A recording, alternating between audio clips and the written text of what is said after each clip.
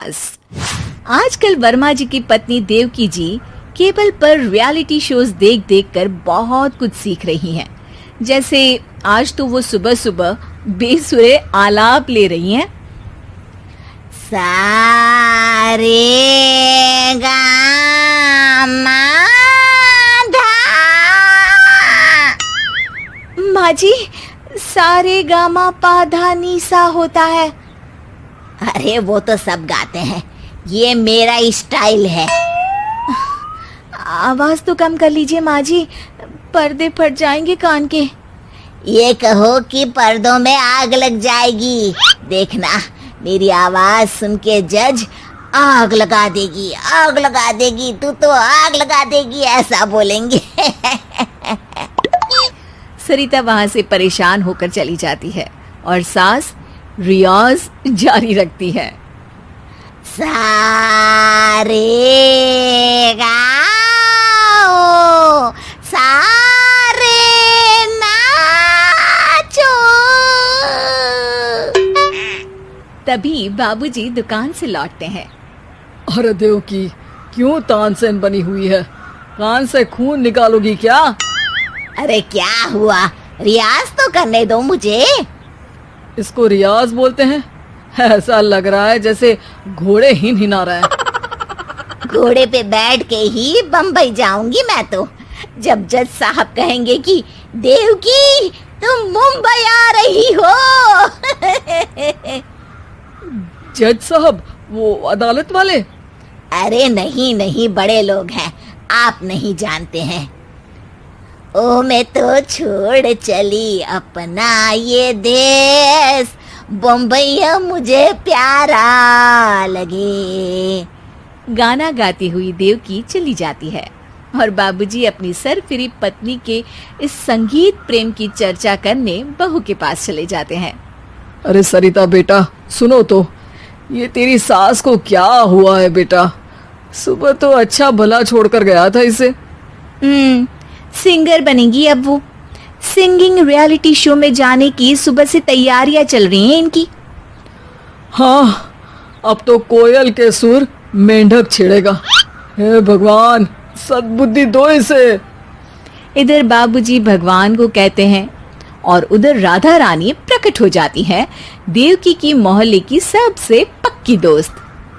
क्यों री देवकी, काहे इतना गला फाड़ रही है? कोई चीखने चिल्लाने का कंपटीशन है क्या? अरे ये देख, नया सिंगिंग शो, मैं भी गाऊंगी, हिंदुस्तान के दिलों की धड़कन बनूंगी। अरे इतना बेसुरा गा के दिलों की धड़कन नहीं, दिलों का अटैक बन जाएगी। इससे तो अच्छा है कि नाच ही ले।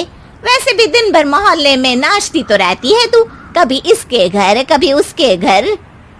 देवकी को समझ में आ जाता है कि उसका गाना किसी को पसंद नहीं आ रहा। अगले दिन सरिता देखती है कि सास पैरों में घुंघरू बांध के नाच रही है। अरे माँ जी, क्या मंजुलिका बनी हुई है आज आप? अरे नाचने दे बहू, जब तक है जान जाने जहां मैं नाचूंगी। अरे माँ जी, अभी जान निकल जाएगी, इतनी जोर से नाचेंगी तो।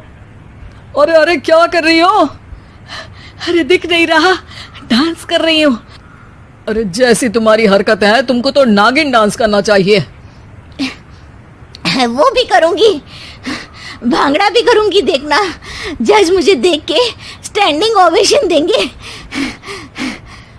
हाँ, स्टैंडिंग ओवेशन तो देंगे ही, ताकि खड़े होकर वहां से भाग सके तुम्हारा डांस देखकर। अरे कुछ ढंग की चीज करो, ये रोज क्या नया शुरू कर देती हो? सास को लगता है कि उसका डांस का सीन भी बिगड़ गया। अब वो टीवी देख के कोई और कलाकारी ढूंढने लगती है। तभी उसे टीवी पर खतरों के खतरनाक खिलाड़ी शो दिखता है, जिसमें लोग अलग अलग स्टंट करते हैं। बस देवकी को नया काम मिल जाता है। अगले दिन सुबह देवकी डंबल लेकर कसरत करने लगती है। माँ जी, ये क्या कर रहे हैं आप? अरे खली जैसे बनकर खलबली मचा दूंगी। कल मैंने खतरों के खतरनाक खिलाड़ी देखा और सोच लिया कि मुझे वही जाना है। हाँ बस। तभी वहाँ बाबूजी भी आ जाते हैं। अरे इतना भारी डंबल, अरे गिर मत जाना कहीं लेकर। अरे चुप करो, तुमसे कुछ नहीं होता इसका मतलब ऐसा नहीं कि मुझसे भी कुछ नहीं होगा। मैं तो खतरों के खतरनाक खिलाड़ी में जाने वाली हूँ। हाँ, मैं तो इस शो में तभी गया था जब तुमसे शादी हुई थी। तुमसे शादी करना भी खतरों के खतरनाक खिलाड़ी में जाने से कम थोड़ी ना है। अब चुप भी रहिए। अरे बहू, वो भारी वाला डंबल उठा कर ला तो। अरे नाना माँ जी, आप संभाल नहीं पाओगी। अरे मैंने टीवी में देखा था, एक आदमी कार उठा लेता है, इतना तो मैं उठा ही सकती हूँ ना। बहू घबराते हुए भारी वाले डंबल माँ के हाथ में दे देती है। जैसे ही माँ दोनों हाथ ऊपर करती है, पूरे शरीर का बैलेंस बिगड़ जाता है और वो पीछे की तरफ गिर जाती है।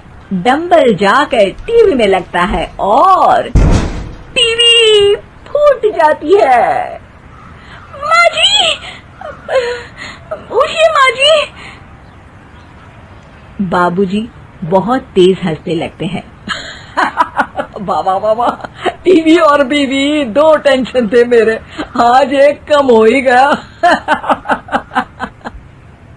बहू भी सास को उठाते उठाते इस बात पर ताली बजाकर हंसने लगती है और देवकी फिर से गिर जाती है। और इस बार देवकी भी अपनी बेवकूफी पे हंसी रोक नहीं पाती। प्लीज़ वीडियो को लाइक करें और चैनल को सब्सक्राइब करें।